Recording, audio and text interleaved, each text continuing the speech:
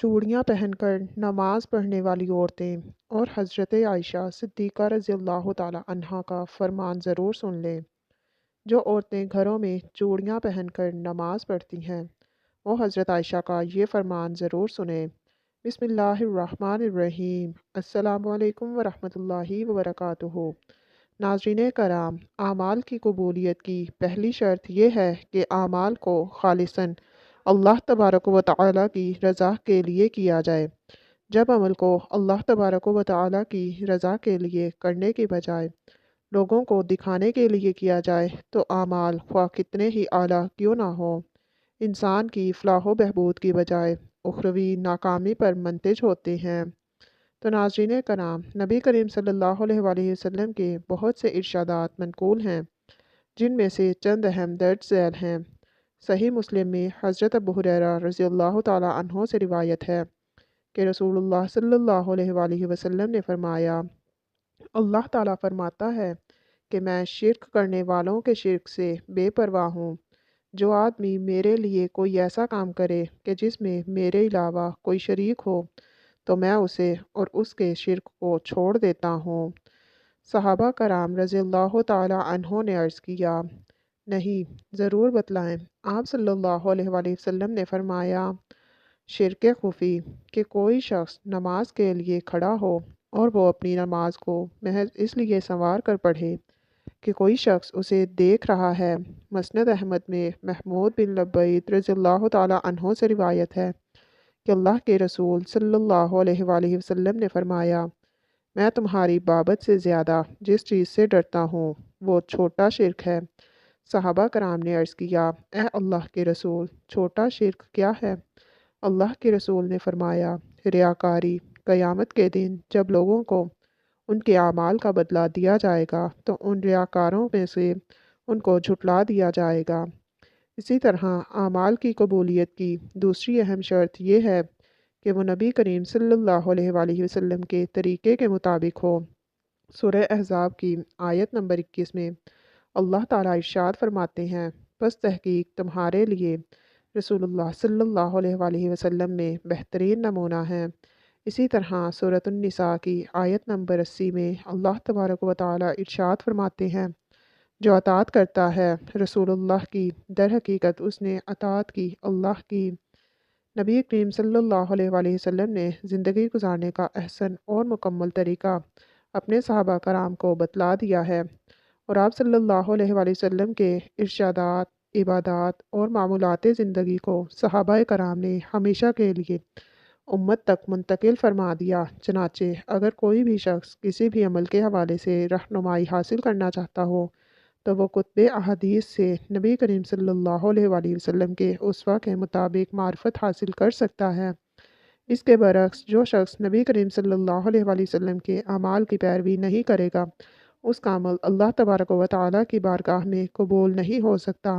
چنانچہ ہمارے عقائد، نمازیں، روزے، زکوٰۃ، حج، معیشت، معاشرت، سیاسیات اور دیگر معاملات نبی کریم صلی اللہ علیہ وآلہ وسلم کے اسوہ حسنہ کے مطابق ہونے چاہیے۔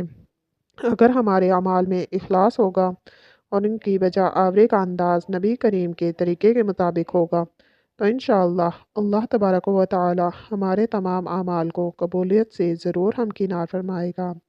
تو ناظرین کرام، بناؤ سنگھار خواتین کی فطرت اور ان کا صنفی حق ہے، لیکن موجودہ زمانے میں باخدا تہذیب نے بناؤ سنگھار کے معاملات کو مسلمانوں کے لیے آزمائش بنا دیا ہے۔ اللہ تعالیٰ پر ایمان اور اس کے رسول صلی اللہ علیہ وآلہ وسلم سے وفاداری کا تقاضا یہ ہے کہ اس سلسلے میں اس کی ہدایت کو دیکھا جائے اور اس کی حد کو پار کرنے کی کوشش نہ کی جائے۔ یہ بات واضح ہے کہ عورت کو انسانی زندگی میں بہت اہم مقام حاصل ہے۔ کائنات کا سارا حسن عورت ہی کے دم سے ہے، اور اسلام نے عورت کو سب سے پہلے اس کے وجود اور اس کی حیثیت اور مرتبے کا احساس دلایا ہے۔ یہ عورت پر اسلام کا احسان ہے۔ زیبائش اور سنگھار عورت کا بنیادی اور فطری حق ہے، جو کہ بعض حالات میں اس پر واجب بھی ہو جاتا ہے۔ بہرحال سنورنا، میک اپ کرنا عورت کی فطرت کے عین مطابق ہے۔ اسلام عورت کے بناؤ سنگھار کا قطعی مخالف نہیں ہے، लेकिन वो औरत को शो पीस बनने या बनाने से रोकता है और ये कैद लगाता है कि उसका बनाव सिंगार दुनिया को दिखाने और शो पीस बनने की बजाय सिर्फ एक ही मर्द के लिए हो और उस बनाव सिंगार को उसके महरम ही देख सकें और वो भी मुकम्मल आदाब के साथ देखें। रसूल अकरम सल्लल्लाहु अलैहि वसल्लम का इरशाद है कि जो औरत खुशबू लगाकर बाहर निकले और उसका गुज़र लोगों में से हो और उसकी खुशबू महसूस कर लें तो ये औरत बदकार होगी। औरत अपने शौहर के लिए सुकून का मरकज़ होती है। मर्द की ख्वाहिश होती है कि जब वो थका हारा घर पहुँचे तो उसका इस्तकबाल और ख़िदमत अच्छे और मुस्कुराहट भरे चेहरे के साथ हो। जिसकी तरफ वो देखे तो उसकी सफाई सुथराई हुस्न इखलाक की वजह से और दिल से उसकी कदर करने वाली शख्सियत को देखकर उसकी सारी थकन दूर हो जाए और उसे ज़िंदगी का हुस्न महसूस होने लगे। इसी तरह हदीस में इशारा किया गया है कि बेहतरीन बीवी वो है कि जिसकी तरफ शौहर नज़र उठाकर देखे तो उसको खुशी महसूस हो। रसूल अकरम सल्लल्लाहु अलैहि वसल्लम के इरशाद के मुताबिक दुनिया की भलाई नेक औरत है। हुलिये की दुरुस्तगी रखनी चाहिए और ख़ुद को शौहर के लिए पुरकशिश और दिलकश बनाना चाहिए। यह अज़दवाजी ज़िंदगी का भी तकाज़ा है और फितरत की ऐन मुताबिक भी। ये ना हो कि जब शौहर घर आए तो पसीने की बू से मुज़य्यन बिगड़े उलझे बालों वाली रोनी सूरत शिकवों के साथ उसका इस्तकबाल करे। इसलिए औरत की सफाई सुथराई, हुलिया की दुरुस्तगी, हल्का फुल्का तज़य्युन व ज़ीनत यही उसका बनाव सिंगार है।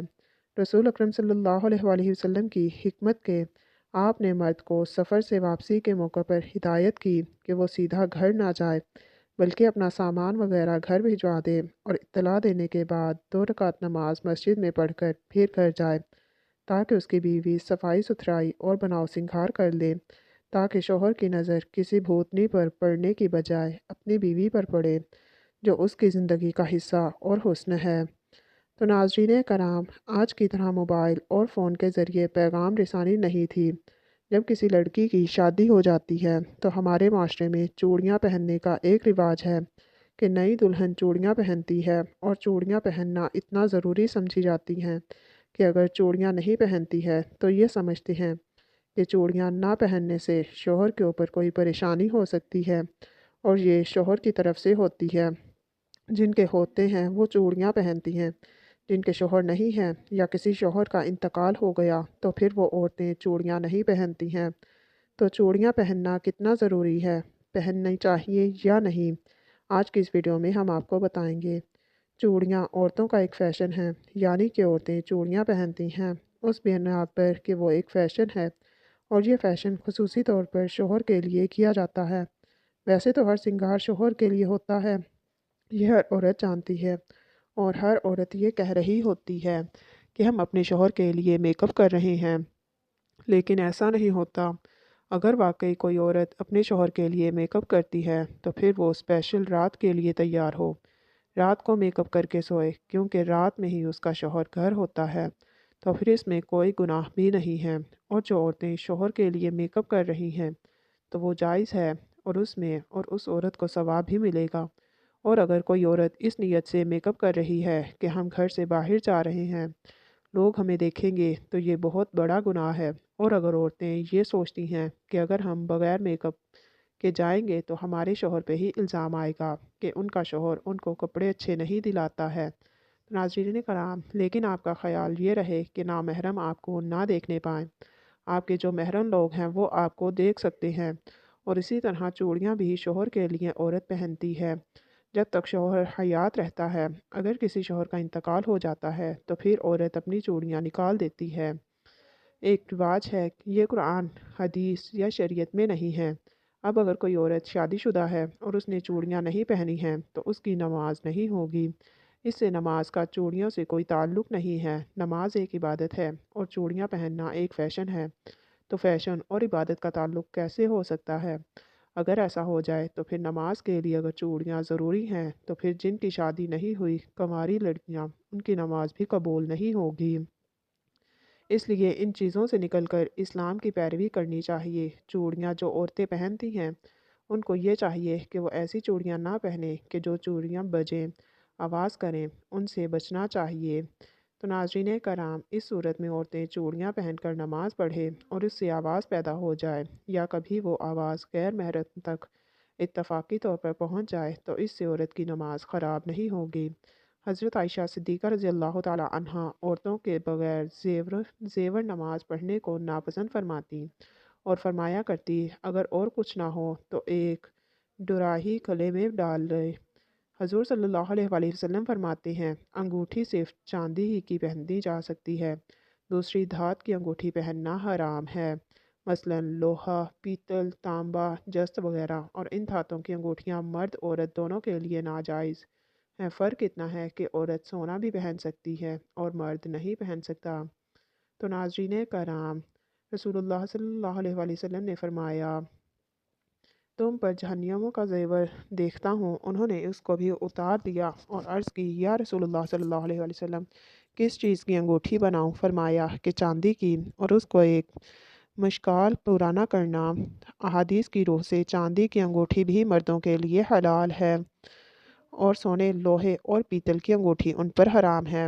سیدہ اعلیٰ حضرت رحمۃ اللہ علیہ فرماتے ہیں، ہاتھ، خواہ پاؤں میں تانبے، سونے، چاندی، پیتل، لوہے کے چھلے یا کان میں بالی یا بوندا یا سونا پہننا، پیتل، لوہے کی انگوٹھی اگرچہ ایک تار کی ہو یا 4.5 ماشے کی۔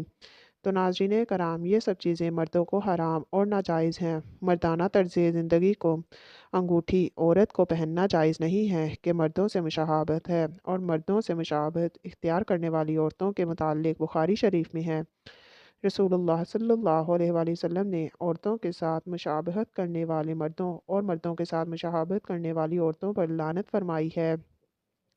اس لیے ہر وہ چیز استعمال کریں جو آپ کے لیے بہتر ہے اور جس کی دین اسلام میں ہمیں اجازت ہے۔